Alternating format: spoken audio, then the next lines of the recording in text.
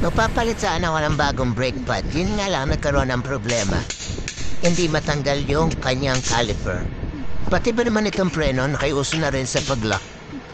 Dahil hindi ko matanggal, ginamitan ko ng power tools. Ito yung tinatawag na pok-pok.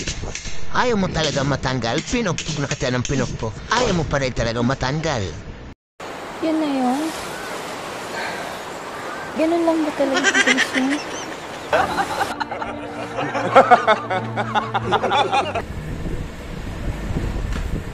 Hindi pa rin ako nawawala ng pag-asa. Iniisip ko kung paano ito matatanggal. Talagang nag-lock talaga itong caliper na to. Susubukan ko ulit pukpukin. Baka bibigay o matatanggal na ito. O di kaya naman, masisira o magbabayad na ako sa customer.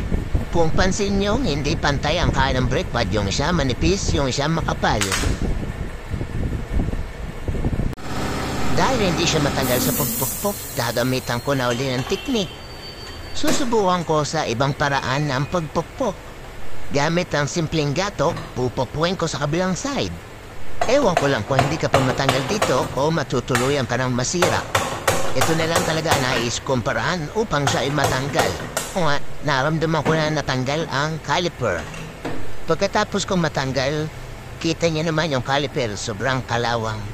Pagkatapos nito, lilinisan ko at nilolubricate ko upang hindi na siya mag-lock. Kahit anong gawin pa, maglabas-pasok, hindi na siya maglalak.